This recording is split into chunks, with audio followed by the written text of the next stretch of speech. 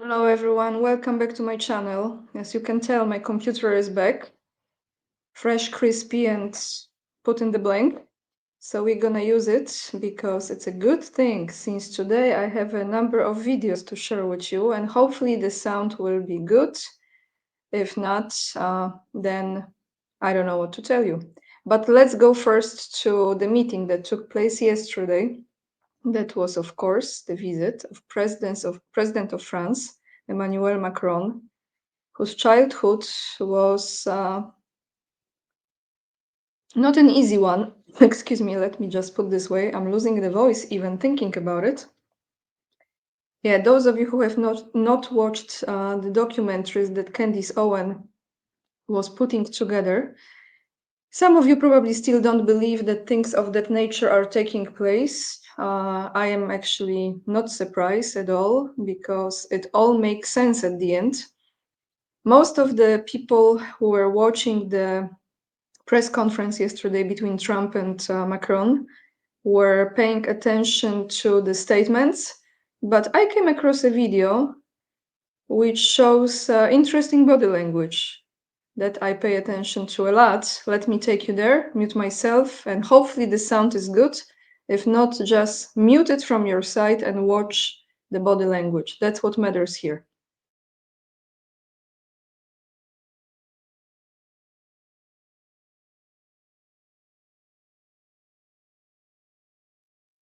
But that is elegant, beautiful language. Go ahead, please.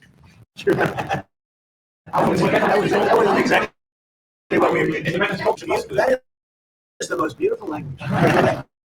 I have no idea what he's saying, but that is the most elegant, beautiful language. Go ahead, please.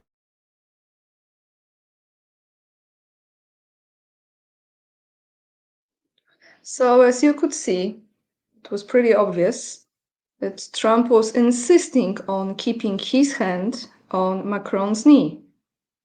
And Macron was trying as hard as he could to push Trump's hand away, his palm away. But Trump kept it there. He kept it there. So what do you think? What he's trying to show us? Do I need to comment on this? I don't think so. Another image that I also came across that I have not seen, but it looks like this was Macron's position. That's how Trump placed Macron at the very edge of the desk. Do you think this is a good spot for the president of France to be placed? I think we have to pay attention to everything, not just what they say, but how the other things as far as body language and gestures they make come across. Because you know what, in those games, and this is indeed a 5D chess game, or whatever is the level, they are not going to tell you everything. We know this. So the statements have been made. Let's go to this one that is going viral around the world in Polish press, of course, because, you know, they want to present as they still hate Trump. They are telling that Macron put Trump in place. I personally don't think so at all. I think Macron actually exposed himself during this visit and how hard he was trying to remain significant. But let's play this part, and I let you make your own judgment.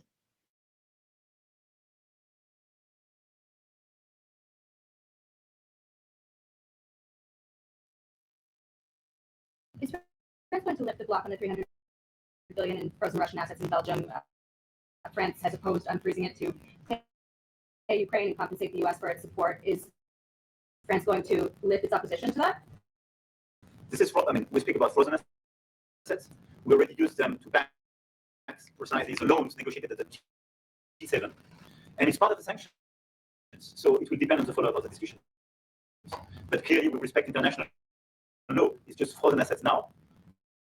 You can take the proceeds of the frozen assets, but you cannot take the assets themselves because it's not respecting international law, and we want to respect international law. How is one different than the other? You can take the proceeds from it. How can you not do Because that? it's very different. You keep the assets, you take the proceeds because they are paralyzed in a certain way. You take the proceeds during the wartime, but you keep the assets, and it's part of the negotiation at the end of the war. Because, I mean, this war costs all of us a lot of money.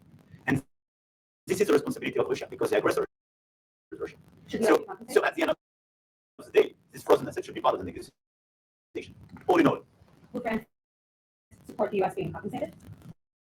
I support the idea to have Ukraine first being compensated because they are the ones who have lose a lot of their fellow citizens and they're being destroyed by these attacks. Second, all of those who paid for to be compensated, but not by Ukraine, by Russia, because they were the one to aggress. Again, just so you understand, Europe is loaning the money to Ukraine. They get their money back.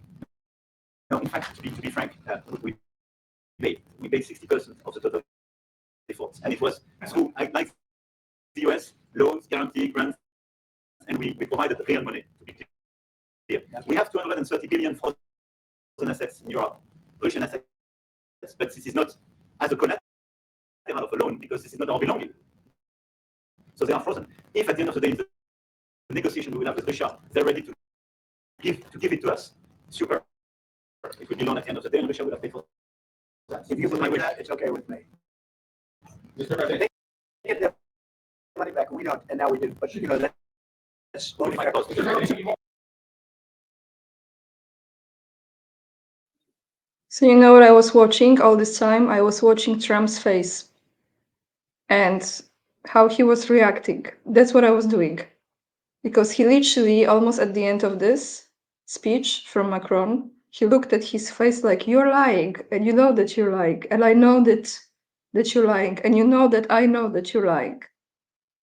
So all you have to do really, besides the thing, what they are saying is one thing.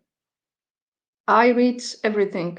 I'm trying to make sense out of those things because clearly, Trump was like, you as shady Macron as your life story, marriage, and other things about your private life are. And since we are on the topic of money and corruption, I came across another video. And this is also from Instagram. If you don't follow me on Instagram yet, make sure you do. It's AniaK_44. Let me take you there. Hopefully the sound is good. If not, I'm going to mute this video and come back to you.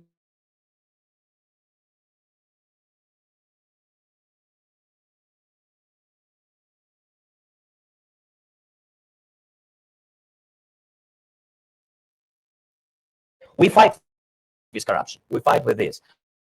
Fight each day. But please stop to say that Ukraine is a corrupted country. But because from now, it's not true. We want to change this image. And all of our guys, all of our team, look at our team. Please, you have everything. I know FBR, you can check. Що ми вкрали? Stolen, да? Англійською stolen, yeah. What we stolen? What I did in my life, in my previous life, in my today's life, what I did. All money I have, I've got it with my talent. That's it. And we have the same team, new, young team, different, not all of them young, you see. We have another team in Ukraine now, and nobody from us took nothing from government. So we paid all these taxes. What we did. An infrastructure minister arrested for stealing $400,000. Deputy head of Zelensky's office can't explain where the sports cars came from, so he had to resign. Deputy defense minister resigned over contracting corruption, but the defense ministry put out a statement that his resignation was a worthy deed. And the wife of a former Ukrainian politician was found with $22 million in cash crossing the border into Hungary last year. Seems as though a lot of the zeal for enforcement of the anti-corruption effort seems to align with the Republican-controlled House of Representatives in our country. Maybe that's a coincidence. We fight with corruption. I mean, do I have to say anything else? I don't think so. Now let's go to the video with President Putin, who was just posted on Russian news, and his statements about this deal that Ukraine is about to sign.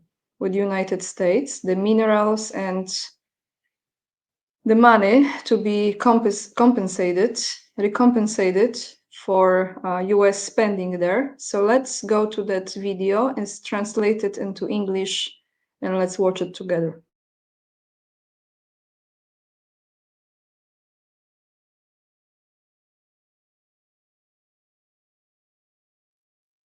Excuse me, but I think that now all the journalists in the world are interested in rare earth metals, but in a slightly different aspect. After all, the United States, I will say very mildly, insistently asked Zelensky to sign an agreement with them regarding these resources in payment for aid to Ukraine by the previous administration, the Biden administration. How do you assess the prospects of such an agreement? This does not concern us. I do not assess this in any way, and I do not even want to think about this topic. Of course, they would need to assess these resources, how real they are, how much of these resources are there, how much they cost, and so on. But I repeat, this is not our business. Our business is what we discussed at the meeting now. Rare earth metals are a very important component. These are very important resources for modern sectors of the economy. We are doing little in this area so far. We must do more. And the purpose of today's meeting is to concentrate administrative resources for work in this area at the first stage. Incidentally, we would be ready to offer cooperation to our American partners. And when I say partners, I mean not only administrative and government structures, but also companies. If they showed interest in working together. Of course, we have an order of magnitude. I want to emphasize this. We have an order of magnitude more resources of this kind in Ukraine. Russia is one of the undisputed leaders in reserves of these rare and rare earth metals. We have them in the north, in Murmansk, in the Caucasus, in Kabardino-Balkaria, in the Far East, in the Irkutsk region, in Yakutia, in Tuva. These are fairly capital-intensive investments. These are capital-intensive projects. We would be happy to work together with any foreign partners, including American ones. Yes, by the way, regarding new territories, it's the same here. We are ready to attract foreign partners to the so-called new historical territories that have returned to the Russian Federation. There are also certain minerals there. We are ready to work with our foreign partners, including the Americans, there and in new regions too. Yes, of course. These days, we are generally making. So I don't know if you heard from yesterday's meeting between Trump and Macron. Trump actually mentioned that they are willing to already to talk to Russia about those investments in Russia. And this is what President Putin was referring to, which is quite interesting because this is exactly the statement that was coming from President Trump yesterday about this kind of economic collaboration going forward, which I believe it will take place. And now let's see if I have any other video for you. Just one moment, everyone. Yes, I think I have a statement from Kremlin. So let's read this. This is from TASS from today. And the spokesman for Kremlin, Dmitry Peskov, says this. We will have to take numerous small steps towards each other, which will help create and restore the atmosphere of trust. That's what Dmitry Peskov pointed out. February 25th, which is today, Russia and the US have a long way to go, restore trust after all the difficulties of the past few years. Kremlin spokesman Dmitry Peskov stated when asked whether Russian leader Vladimir Putin trusted the Americans when he offered them cooperation on rare earth elements. Peskov said, "We trust ourselves in order to say if we trust the Americans or not. We need to go away. We will have to develop measures to restore and strengthen mutual trust. We will have to take numerous small steps toward each other, which will help create and restore the atmosphere of trust. Much damage was done in the past 4 years and much was destroyed. It's impossible to rebuild it all in an instant. We have to do a lot. That's what the Russian presidential spokesman pointed out. And that's common sense, isn't it? You know, when trust is broken, it takes a while to restore this trust. And how you do it, not just by talking, but by the actions that you can see in those actions, that you can actually trust the other side. And that requires time for those actions to be performed, evaluated, executed, evaluated.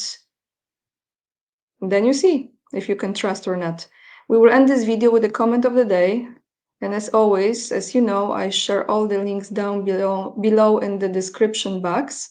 This is from my yesterday's video in which I was reading to you the speech of Starmer, the Prime Minister of UK.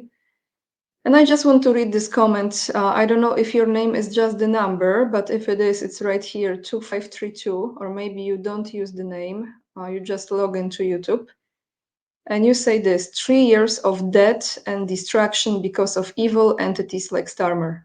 Yes, that's exactly how it is. Yesterday was 3-year anniversary of that absolute madness in Ukraine. You know, what can you say now, right? What can you say? How many lives have been lost? What can you say to those people? And that war changed not just Ukraine, it changed the entire geopolitical scene, especially in the countries of Europe. And of course, as far as spending US as well. But look, even Japan, even Japan was supporting Ukraine, right? Financially as well. So it's crazy. This is all I have for you today, everyone. I feel a little awkward now because I'm back to my computer style again. I might have some live stream coming this week, so stay tuned. If not, I see you tomorrow in another video. All the links you find down below in the description box. Let me know what you think about the body language between Macron and Trump, because that's an interesting one, isn't it? And if you want to support my work, the best way to do it is by becoming my Patreon. I use Patreon as well. Locals, donating on PayPal, or buying me a coffee. You can also become the member of the channel. There is such an option. With this being said, lots of love. And remember, we are the leading edge and we are saving humanity. I see you in another video. Bye, everyone.